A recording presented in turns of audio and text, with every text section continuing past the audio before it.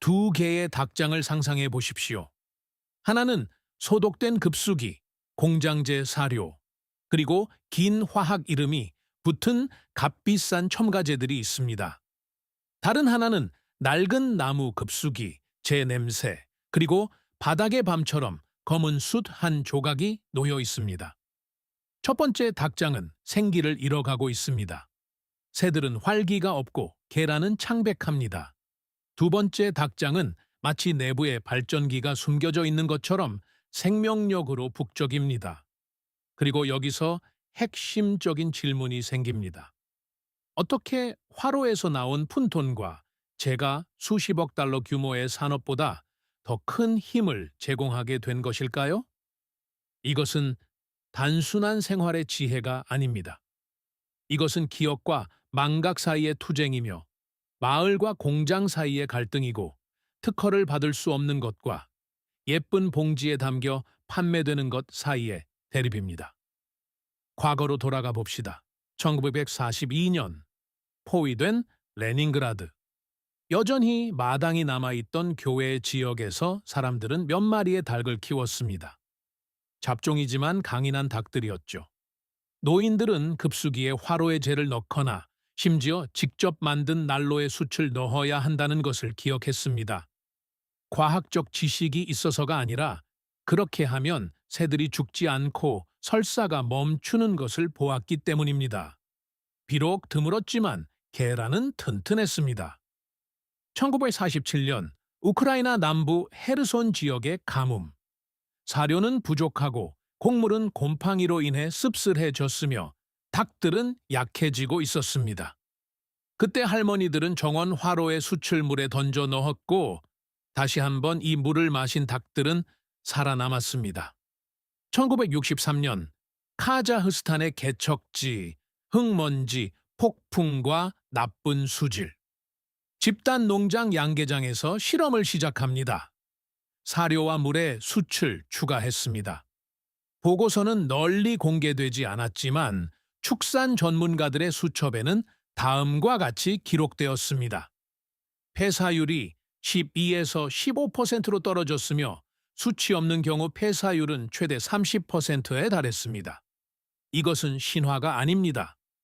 이것은 수익을 내지 못한다는 이유로 아무도 디지털화하지 않은 기록 보관소입니다. 이제 실제로 무슨 일이 일어나고 있는지 알아봅시다. 숯은 단순한 타버린 나무가 아닙니다. 그것은 거대한 다공성을 가진 구조체입니다. 활성탄 1g은 500억에서 1200제곱미터에 달하는 표면적을 가질 수 있습니다. 손톱만 한 조각 안에 도시 전체와 같은 미로가 있다고 상상해 보십시오. 이 기공들은 흡착제 역할을 합니다. 스폰지처럼 빨아들이는 것이 아니라 독소, 박테리아, 부패, 생성물의 분자를 끌어당깁니다. 닭의 몸 안에서 이것은 곰팡이 핀, 곡물의 곰팡이 독소, 암모니아, 과잉 유기산이 결합됨을 의미합니다. 결과적으로 간과 장의 부담이 줄어듭니다. 이제 수치를 살펴봅시다. 사료 중독이 발생하면 단백질 소화율이 50에서 60%까지 떨어질 수 있습니다. 숯을 사용하면 75에서 85%로 회복됩니다. 이것은 이미 생존과 서서히 시들어가는 것의 차이를 만듭니다. 다음은 장입니다. 닭의 장은 짧고 빠릅니다. 어떤 감염이나 불균형도 설사와 전해질 손실로 이어집니다. 숯은 환경을 안정시킵니다. 항생제처럼 무차별적으로 모든 것을 죽이지 않으면서 병원균의 수준을 낮춥니다. 이는 정상 미생물 군집이 남아있기 때문에 중요합니다. 이것은 전쟁이 아니라 역과입니다. 또한 숯은 장내 과도한 수분을 결합하여 묽은 변을 줄여줍니다. 옛날 마을에서는 이를 간단히 수치 속을 말려준다고 불렀습니다. 그리고 여기에는 생물학적 의미가 있습니다. 하지만 여기서 흥미로운 점은 왜 이것에 대해 침묵하느냐는 것입니다. 왜 상점에서 0달러짜리 달경 천연 숯을 볼 수 없을까요? 자연은 특허를 받을 수 없기 때문입니다. 화로에서 나온 조각에 로고를 붙일 수는 없습니다.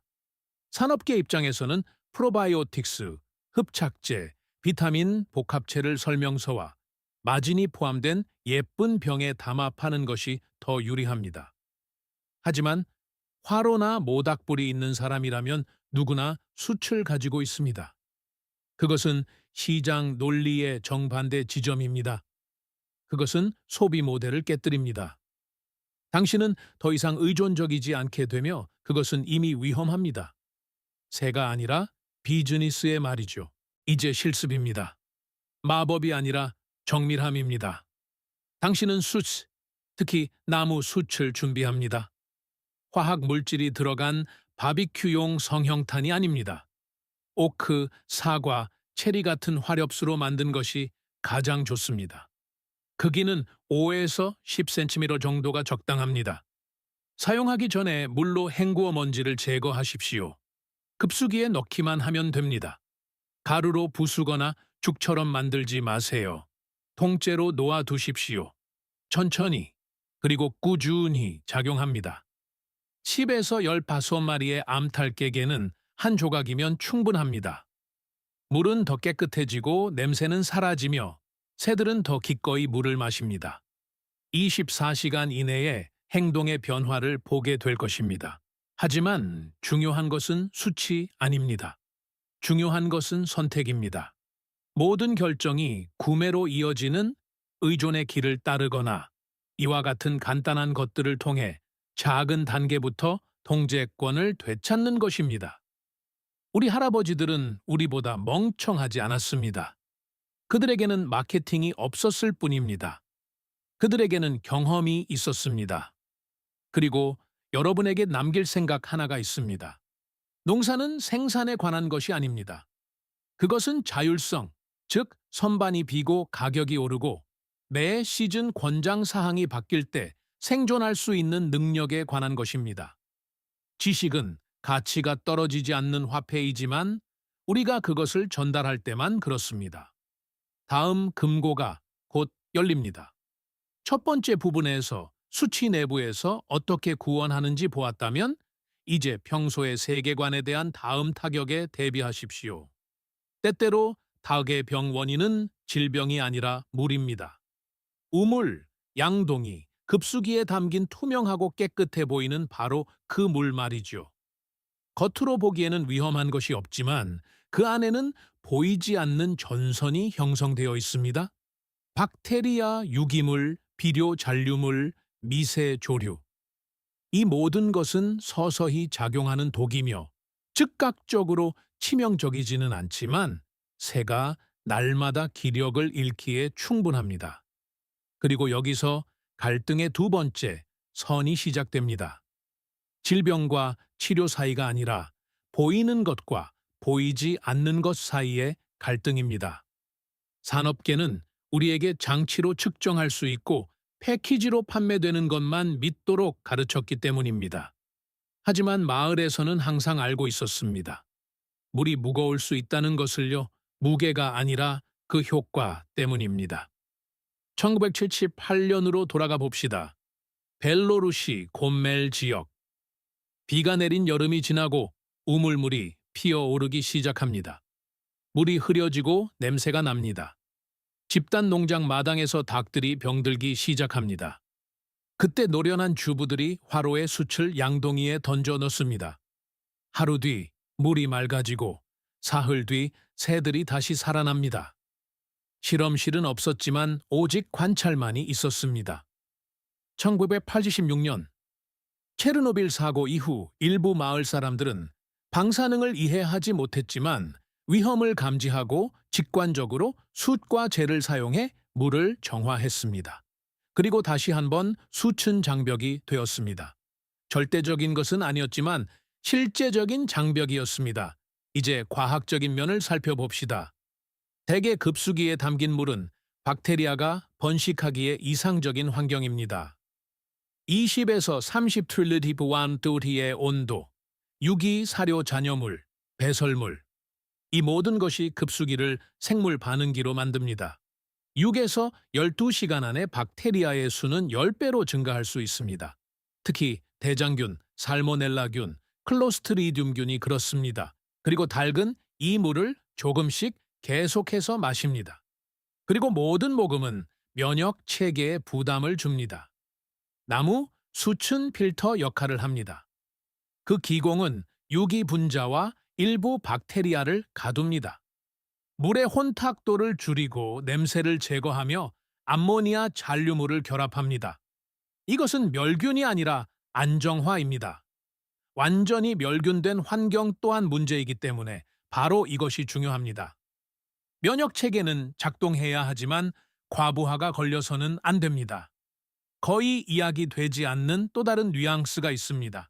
염소입니다. 도시에서 물은 종종 염소 처리됩니다.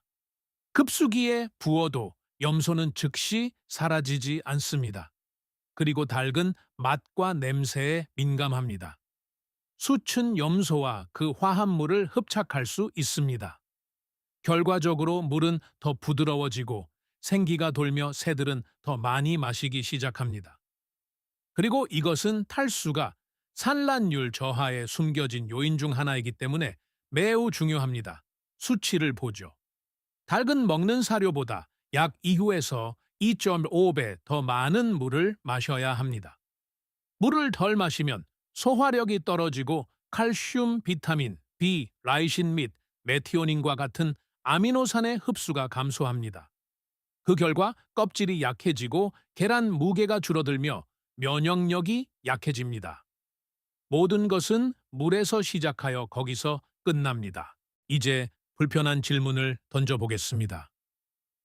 왜 산업용 가금류 지침서에는 숯과 같은 간단한 수질 정화 방법이 거의 언급되지 않을까요? 그것이 판매 사슬을 파괴하기 때문입니다. 물의 질을 무료로 개선할 수 있다면 비싼 필터도 필요 없고 급수기용 특수 제재도 필요 없게 되며 이는 누군가가 돈을 잃는다는 것을 의미합니다. 다시 말하지만 자연은 특허를 받을 수 없습니다. 하지만 솔직히 말해서 숯은 마법의 지팡이가 아닙니다. 모든 것을 망칠 수 있는 실수들이 있습니다. 첫째, 잘못된 숯을 사용하는 것입니다. 바비큐용 성형탄에는 결합제와 때로는 연소, 촉진제인 질산염이 포함되어 있습니다. 이것은 새에게 독입니다. 둘째, 너무 고운 입자입니다. 숯을 가루로 만들어 물에 넣으면 물이 더러워지고 닭들이 물 마시기를 거부할 수 있습니다. 셋째, 숯을 방치하는 것입니다. 그렇습니다. 숯은 오래 작동하지만 영원하지는 않습니다. 시간이 지나면 기공이 가득 차서 여과가 멈춥니다. 어떻게 하는 것이 옳을까요? 5에서 10일의 표준 급수기에 한 조각을 사용하십시오. 활발히 사용할 때는 5에서 7일에 한 번, 예방 차원에서는 10에서 14일에 한 번 교체하십시오. 수질이 매우 나쁘다면 더 자주 교체하십시오. 관찰하십시오. 물이 투명하고 냄새가 없다면 모든 것이 잘 작동하고 있는 것입니다. 탁해지면 숯이 이미 가득 찼다는 뜻입니다. 그리고 옛 농장에서 전해지는 또 다른 비결이 있습니다. 때때로 숯과 젤을 결합했지만 젤을 물에 직접 넣지는 않았고 미네랄 보충제로 따로 주었습니다. 이것은 칼슘, 칼륨, 미량 원소의 공급원입니다. 닭들은 필요한 만큼 쪼아 먹었습니다. 그것을 제 코너라고 불렀습니다. 이 또한 시스템의 일부입니다. 단순한 요령이 아니라 전체적인 관리 문화입니다. 어느 시점에서 당신은 이상한 점을 발견하게 될 것입니다. 방법이 간단할수록 결과는 더 안정적이라는 사실입니다. 오늘은 도움이 되었지만 내일은 아니다라는 식의 기복이 없습니다. 당신은 자연에 반하는 것이 아니라 자연과 함께 일하고 있기 때문입니다. 당신은 결과를 치료하는 것이 아니라 원인을 제거하고 있습니다. 그리고 여기서 거의 크게 질문되지 않는 핵심적인 질문이 나타납니다. 모든 것이 이렇게 간단하다면 왜 우리는 그것을 잊었을까요? 대답은 불쾌합니다. 간단한 것은 이익을 가져다 주지 않기 때문입니다. 할머니에게서 손자에게 전달되는 지식에는 브랜드가 필요 없기 때문입니다. 시스템은 자립적인 사람이 아니라 의존적인 사람을 선호하기 때문입니다. 하지만 당신에게는 선택권이 있으며 그것은 급수기, 물, 숯, 한 조각과 같은 작은 것에서 시작됩니다. 기억하십시오. 닭의 건강은 이벤트가 아니라 과정입니다. 그리고 이 과정은 그녀가 매일 마시는 것에서 시작됩니다. 우리는 실험실이나 대출 없이도 오직 관심과 이해만으로 이를 통제할 수 있습니다. 아침에 마당으로 나가 닭들이 급수기로 달려가 탐욕스럽고 믿음직스럽게 물을 마시는 모습을 볼 때 당신은 자신이 옳은 일을 했다는 것을 깨닫게 됩니다. 요란하지도 유행하지도 않지만 진짜인 일을 말입니다. 우리는 이 잊힌 도구를 계속해서 파헤칠 것입니다. 다음은 더 깊어질 것입니다. 알의 운명과 면역력, 그리고 생명 자체가 결정되는 몸속으로 들어갈 것입니다. 다음 금고가 곧 열립니다. 이제 급수기가 아니라 당 내부, 즉 우리가 보지는 못하지만 모든 것을 결정하는 그 세계로 더 깊이 내려가 봅시다. 진짜 싸움은 마당이 아니라 장내에서 일어나고 있기 때문입니다. 닭을 그저 먹고 알을 낳는 존재로만 생각한다면 당신은 이미 농장의 절반을 잃은 것입니다. 상상해 보십시오. 닭의 장 길이는 몸통 길이의 몇 배밖에 되지 않습니다. 짧고 빠른 시스템이죠. 사료는 빠르게 통과하며 실수는 용납되지 않습니다. 독소가 들어가면 즉각적으로 작용합니다. 미생물 총이 파괴되면 24시간 이내에 결과가 나타납니다. 그래서 예전 가금류 사육사들은 닭을 보지 말고 그 배설물을 보라. 모든 진실은 그곳에 있다고 말했습니다. 1954년 랴잔 지역으로 돌아가 봅시다. 한 집단 농장에서 산란율이 대폭 감소한 것이 기록되었습니다. 닭들은 살아있지만 활기가 없습니다. 계란은 드물고 껍질은 얇습니다. 수의사는 감염을 의심하지만 노련한 사육사는 말합니다. 질병이 아니라 사료가 닭들을 숨 막히게 하고 있어요. 그 해에는 곡물 저장이 잘못되어 곰팡이가 생겼습니다. 그래서 그는 수출물이 아니라 사료에 섞어주기 시작했습니다. 가루가 아니라 잘게 부순 형태로 말이죠. 일주일 후 산란율이 부분적으로 회복되었고 2주일 후에는 거의 완전히 회복되었습니다. 기록에는 수체 도입이 가금류의 상태를 개선했다고 건조하게 적혀 있었습니다. 하지만 그 문장 뒤에는 구조된 생산 주기가 있었습니다. 생물학적 수준에서 어떤 일이 일어나는 걸까요? 닭이 사료를 먹으면 모이 주머니로 들어갔다가 선위, 그리고 모래 주머니라고 불리는 근위로 이동합니다. 그곳에서 기계적 처리가 일어나고 장으로 넘어갑니다. 여기서부터 수체 조용한 작업이 시작됩니다. 수체 기공은 곰팡이 핀 곡물에서 형성되는 곰팡이, 독소, 아플라톡신, 오크라톡신을 결합합니다. 이러한 물질은 조류의 주요 적 중 하나입니다. 간을 타격하고 면역력을 억제하며 단백질 합성을 방해합니다. 마을에서 거의 언급되지 않지만 과학적으로 알려진 수치에 따르면 곰팡이 독소가 있을 때 닭의 생산성은 20에서 40%까지 떨어질 수 있습니다. 체내 비타민 A 수치는 최대 30%, 비타민 E는 최대 50%까지 떨어집니다. 그리고 그것은 이미 연쇄 반응입니다. 점막 상태가 악화되고 감염에 대한 방어력이 떨어지며 생식 기능이 중단됩니다. 이 모든 것이 곡물 속에 보이지 않는 곰팡이 때문입니다. 수춘 흡착제 역할을 합니다. 독소가 혈화에게 들어가기 전에도 이를 결합합니다. 독소는 그대로 통과하여 배설됩니다. 이것은 치료가 아니라 타격을 차단하는 것입니다. 그래서 효과가 마법처럼 보이는 것입니다. 실제로는 새를 서서히 중독시키던 요인을 제거한 것뿐입니다. 하지만 다른 수준이 있습니다.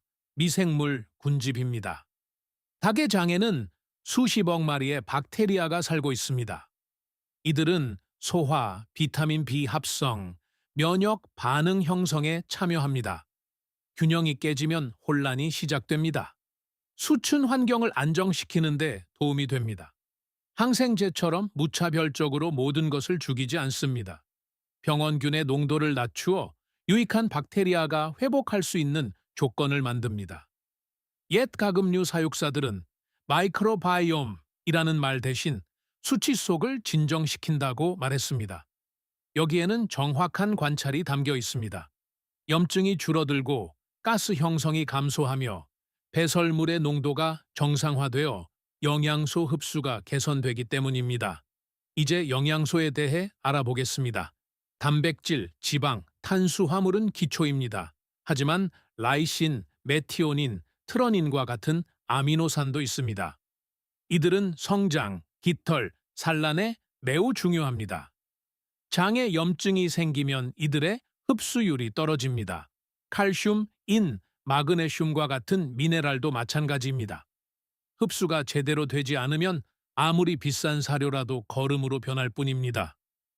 가혹하지만 정확한 표현입니다. 그리고 여기에 역설이 있습니다. 완벽하게 균형 잡힌 배합 사료를 먹여도 장이 독소로 막혀 있다면 결과는 나오지 않습니다. 반대로 평범한 사료를 주더라도 장이 깨끗하면 좋은 결과를 얻을 수 있습니다. 이것은 통념을 깨뜨리는 사실이며 바로 그래서 사람들이 이에 대해 말하기를 좋아하지 않는 것입니다. 이제 실습에 대해 알아보겠습니다.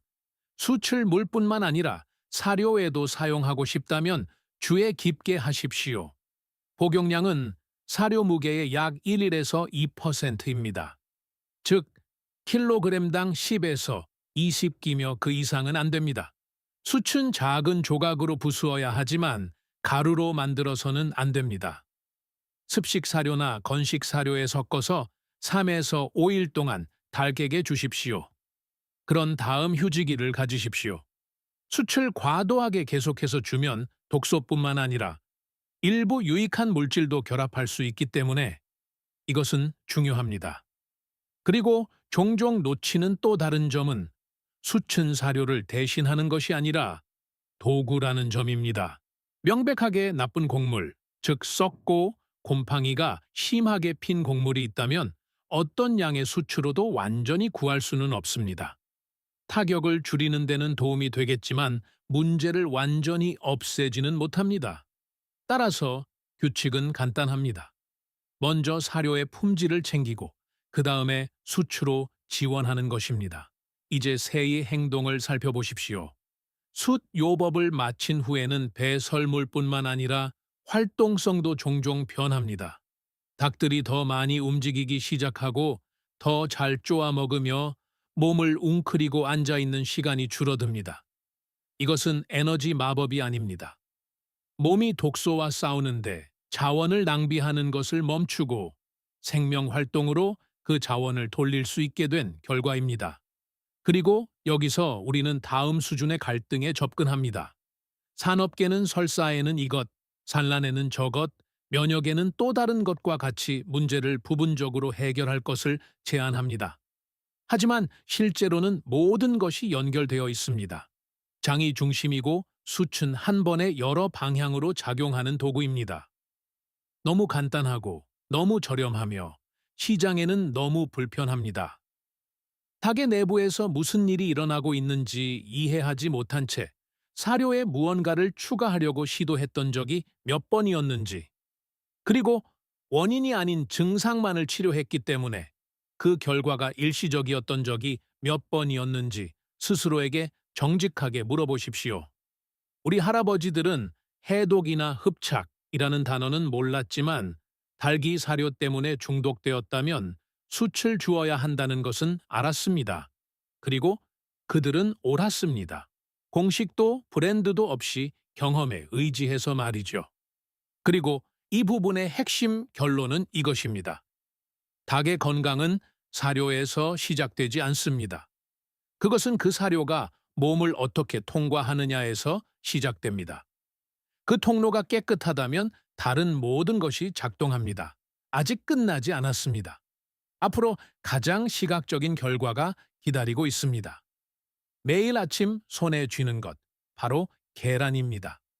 당신의 새가 실제로 건강한지에 대한 진실이 그곳에 있습니다.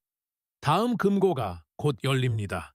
이제 숨길 수 없는 부분, 즉 계란으로 넘어가겠습니다. 계란은 단순한 산물이 아니라 보고서이기 때문입니다. 새의 상태에 대한 생물학적 보고서 말이죠. 필터도, 광고도, 변명도 없습니다. 당 내부에서 무슨 일이 일어나는지는 보이지 않을지 모르지만 계란은 모든 것을 보여줄 것입니다. 색상, 밀도, 냄새, 단백질 구조. 이것은 몸이 당신에게 말하는 언어입니다. 이것을 읽는 법을 배운다면 전문가나 패키지의 지침이 필요하지 않을 것입니다. 비교는 간단합니다. 두 개의 계란을 깨보십시오. 하나는 숯을 사용하고 장이 정상이며 깨끗한 물을 마시는 닭이 낳은 것입니다. 다른 하나는 흐린 물을 마시고 독소가 든 사료를 먹은 닭이 낳은 것입니다. 첫 번째 경우 노른자는 밀도가 높고 볼록하며 8월의 초원 위로 지는 노을처럼 풍부한 오렌지사색을 띱니다. 흰자는 걸쭉하고 형태를 유지합니다. 두 번째 경우 노른자는 창백하고 퍼지며 흰자는 물처럼 묽습니다. 이것은 미학의 문제가 아니라 생화학의 문제입니다. 1982년 크라스노다르 지역으로 돌아가 봅시다. 한 국영 농장에서 계란 품질에 대한 내부 테스트를 실시했습니다. 동일한 사료를 먹인 두 그룹의 닭들, 차이점은 물과 첨가제에 있었습니다.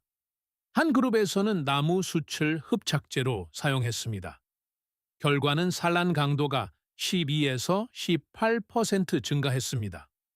노른자의 카로티노이드 함량은 20에서 25% 증가했습니다. 이 데이터는 새로운 약물을 공개한 것이 아니었기 때문에 큰 반향을 일으키지는 못했습니다. 그것은 오래된 관습을 확인해 주었을 뿐이었고, 따라서 수익성이 없었습니다. 이제 왜 이런 일이 일어나는지 알아봅시다. 계란은 약 24에서 26시간 만에 형성됩니다.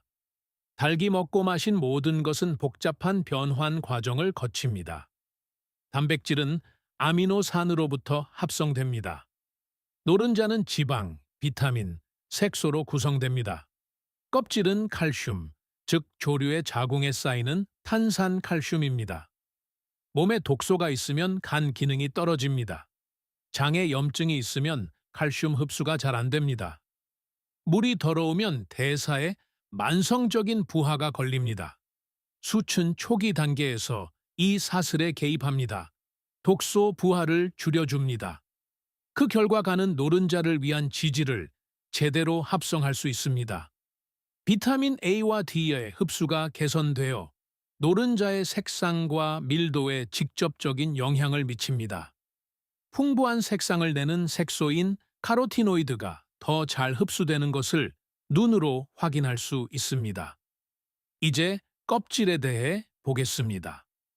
닭은 계란 하나에 최대 2.6의 칼슘을 축적합니다. 이것은 엄청난 부하입니다. 칼슘이 부족하거나 흡수가 잘 안 되면 껍질은 얇아지고 잘 깨집니다. 수채는 상당한 양의 칼슘이 포함되어 있지 않지만 사료의 칼슘이 더 잘 흡수될 수 있는 환경을 조성합니다. 독소는 적고 장 기능은 좋아져 흡수율이 높아지는 것입니다. 또한 위장의 산도를 낮추는 것이 미네랄 대사를 안정시키는 데 도움이 됩니다. 옛 주부들은 간단히 수치 계란을 튼튼하게 한다고 말했습니다. 그들은 탄산칼슘이나 비타민 D3에 대해서는 몰랐지만 결과를 보았고 그것으로 충분했습니다. 이제 맛에 대해 이야기해 봅시다. 이것은 진지하게 다뤄지는 경우가 드문 주제입니다. 하지만 닭을 키워본 사람이라면 누구나 압니다. 집에서 얻은 계란은 다르다는 것을요. 그것은 살아있고 냄새와 맛, 밀도가 있습니다. 새가 건강할 때 맛은 풍부하고 약간 달콤하며 견과류 같은 향이 납니다. 문제가 있을 때는 맛이 밋밋해지고 때로는 불쾌한 기운이 돌기도 합니다. 이것은 주관적인 느낌이 아니라 지질, 아미노산, 휘발성, 화합물 등의 화학적 변화입니다. 이 모든 것이 유기체의 상태에 따라 달라집니다. 그리고 여기서 또 다른 불편한 질문이 생깁니다. 왜 마트 계란은 맛이 다 똑같을까요? 산업계에서 표준화하기 때문입니다.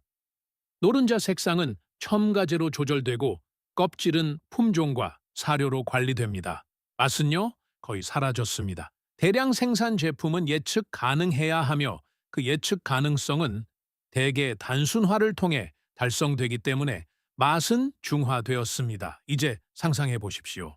당신은 통제권을 되찾고 있습니다. 당신의 결정으로 인해 계란이 어떻게 변하는지 보게 됩니다. 당신은 단순히 결과물을 수집하는 것이 아니라 품질을 관리하고 있습니다. 실험실 없이 오직 관찰을 통해서 말이죠. 실습입니다. 수치 효과를 평가하고 싶다면 닭의 행동만 보지 마십시오. 계란을 보십시오. 그것들을 깨서 비교해 보십시오. 노른자의 밀도, 색상, 껍질의 두께에 주의를 기울이십시오.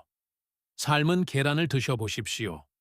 노른자는 가루처럼 부서지지 않고 밀도가 높아야 하며 회색 테두리가 없어야 합니다. 이것 또한 지표입니다. 그리고 또 다른 오래된 비결이 있습니다. 마을에서는 때때로 등불이나 태양빛에 계란을 비추어 보며 기실의 크기와 내용물의 밀도를 확인했습니다. 기실이 작을수록 계란은 더 신선하고 밀도가 높습니다. 그리고 닭이 건강하면 그런 계란이 주를 이룹니다. 하지만 기억하십시오. 수치 유일한 요인은 아닙니다. 그것은 시스템의 일부입니다.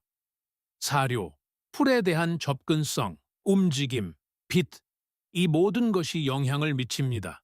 수치는 그 효과를 증폭시킵니다. 방해 요소를 제거하는 것이지요. 마치 당신이 들여다보고 있는 유리창을 닦는 것과 같습니다. 세상이 더 선명해집니다. 그리고 여기서 다시 갈등이 나타납니다.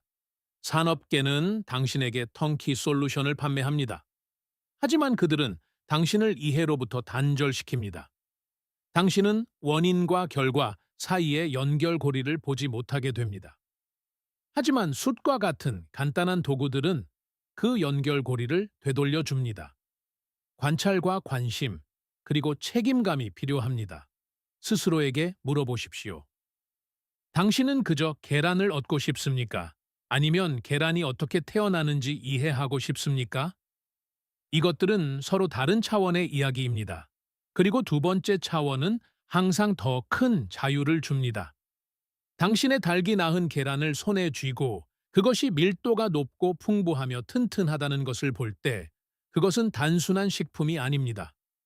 그것은 시스템이 작동하고 있다는 확인이며 당신이 외부 공급에 완전히 의존하지 않는다는 증거이고 당신에게 토대가 있다는 뜻입니다.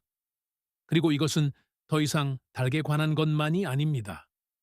농장 전체에 대한 것이며 회복 탄력성과 어려운 시기에 생존할 수 있는 능력에 관한 것입니다. 거의 마지막에 도달했습니다. 마지막 한 층이 남아 있습니다. 실습이 철학으로 변하고 숯 한 조각이 상징이 되는 곳입니다. 다음 금고가 곧 열립니다. 이제 마지막 층, 가장 중요한 부분입니다. 우리가 이야기한 물, 장, 계란과 같은 모든 것은 단지 현상일 뿐이며 뿌리는 더 깊은 곳에 있기 때문입니다. 그것은 접근 방식에 관한 것입니다. 당신의 농장을 약물로 해결해야 할 문제들의 집합으로 볼 것인가 아니면 이해해야 할 살아있는 시스템으로 볼 것인가의 문제입니다. 솔직히 말합시다. 닭은 계란 생산을 위한 기계가 아닙니다. 그것은 환경에 내재된 유기체입니다. 그리고 환경이 무너지면 어떤 첨가제도 장기적으로는 그것을 구할 수 없습니다. 수춘 기적의 치료제가 아니라 열쇠입니다. 균형으로 돌아가는 열쇠 말이죠. 1991년 소련의 붕괴 당시로 돌아가 봅시다. 사료 공급이 끊기고 상점은 비었습니다. 마을에서는 생존을 위한 오래된 논리가 다시 작동했습니다. 사람들은 화로와 재, 수치로 돌아갔습니다. 닭은 비즈니스가 아니라 삶을 위해 길러졌습니다. 그리고 다시 한번 잊혔던 관습들이 수면 위로 떠올랐습니다. 누군가는 물에 숯을 넣었고, 누군가는 사료에 넣었으며, 누군가는 새들이 스스로 쪼아 먹을 수 있도록 근처에 두었습니다. 그리고 구매하는 습관이 아니라 이해가 뒷받침된 농장들이 살아남았습니다. 오늘날을 보십시오. 슈퍼마켓은 가득 찼지만 의존도는 더 깊어졌습니다. 사료를 사고 첨가제를 사고 백신, 촉진제, 강화제를 삽니다. 그리고 연결 고리가 끊어지면 기초를 잃고 지식을 잃은 많은 농장은 무력해집니다. 여기서 수천 상징이 됩니다. 작동하는 단순함의 상징이며 해결책이 이미 당신의 발밑에 있다는 상징입니다. 이상적이거나 보편적인 것은 아닐지라도 실질적인 해결책 말이죠. 과학적으로 이것은 시스템의 부하를 줄이는 것이라고 불립니다. 과도한 독소를 제거하고 물을 안정시키며 장을 지원하면 몸 자체가 더 잘 작동하기 시작합니다. 이것은 항상성, 즉 균형을 향한 노력의 원리입니다. 당신은 모든 문제를 개별적으로 치료하는 것이 아니라 문제 자체가 발생하지 않거나 더 쉽게 지나갈 수 있는 조건을 만드는 것입니다. 경제적으로 이것은 더욱 가혹해 보입니다. 계산해 보십시오. 첨가제 한 봉지, 약물 한 코스, 산란 촉진제 하나를 사면 새들을 일주일 동안 먹일 수 있는 돈이 사라집니다. 반면 숯은 부산물이고 땔감의 잔해이며 대개 버려지는 것입니다. 그리고 바로 그것이 효과를 냅니다. 절대적인 것은 아니지만 상당한 효과를 말이죠. 그리고 여기서 불편한 진실이 태어납니다. 당신이 더 많이 이해할수록 더 적게 사게 된다는 것입니다. 그리고 시스템은 그것을 좋아하지 않습니다. 따라서 간단한 해결책은 홍보되지 않습니다. 그것들은 입에서 입으로, 이웃에서 이웃으로, 할아버지에서 손자에게 조용히 전달됩니다. 이제 시스템으로 조립된 실습입니다. 목록이 아니라 리듬으로 보십시오. 한 달에 한 번, 2에서 3일 동안 물에 숯을 넣어주는 코스. 사료를 바꿀 때는 3에서 5일 동안 사료에 숯을 섞어 지원하기. 이상 징후가 있을 때는 일시적으로 강화하되 열광하지는 말 것. 항상 깨끗한 물을 유지하고 행동을 관찰하며 배설물과 계란을 관리하십시오. 그리고 가장 중요한 것은 관심입니다. 어떤 숯도 주인의 눈을 대신할 수 없기 때문입니다. 거의 언급되지 않는 또 다른 점이 있습니다. 새들은 환경을 느낍니다. 닭장에 스트레스가 있거나 과밀하거나 더럽다면 어떤 숯도 온전한 효과를 낼 수 없습니다. 그것은 끊임없는 소음과 긴장 속에서 사는 사람을 치료하는 것과 같습니다. 따라서 숯은 보살핌의 문화를 대체하는 것이 아니라 그 일부입니다. 그리고 이제 마지막 질문입니다. 왜 이 모든 것이 필요할까요? 더 많은 계란을 얻기 위해서입니까? 아니면 독립하기 위해서입니까? 이것들은 서로 다른 목표이기 때문입니다. 첫 번째는 최적화로 이어지지만 두 번째는 자유로 이어집니다. 당신의 새가 어떻게 작동하는지 이해할 때 당신은 두려움을 멈추게 됩니다. 변화, 나쁜 사료, 일시적인 실패에 대한 두려움 말이죠. 당신에게는 간단하고 접근 가능하며 시간이 입증한 도구들이 있기 때문입니다. 당신은 모든 문제마다 상점으로 달려가지 않습니다. 먼저 생각하고 관찰하고 시도합니다. 그리고 여기서 진짜 농장이 탄생합니다. 비즈니스가 아니라 모든 결정이 회복 탄력성을 향한 단계가 되는 삶의 시스템으로서의 농장 말이죠. 그곳에서는 지식이 포장보다 가치 있고 과거가 버려지는 것이 아니라 현재의 일부로 구축됩니다. 급수기 바닥의 숯 한 조각은 작은 세부 사항이지만 그 뒤에는 전체 철학이 담겨 있습니다. 인간이 자연과 분리된 것이 아니라 그 일부이며 해결책이 항상 복잡한 것은 아니지만 항상 의미 있는 철학 말이죠. 이것을 기억하고 전달하십시오. 전달되지 않는 지식은 죽으며 그와 함께 독립할 수 있는 가능성도 사라지기 때문입니다. 당신은 이미 첫 발을 내디뎠습니다. 나머지는 여러분 앞에 있습니다. 다음 금고가 곧 열립니다. 만약 이 이야기가 당신의 농장에 있는 단순한 것들에 대한 당신의 관점을 바꾸었다면 채널을 구독하고 좋아요를 눌러주세요. 우리는 사람들이 잊으려고 했던 역사와 방법들을 밝혀냅니다. 미래를 만드십시오. 다음 지식의 보물이 곧 열립니다.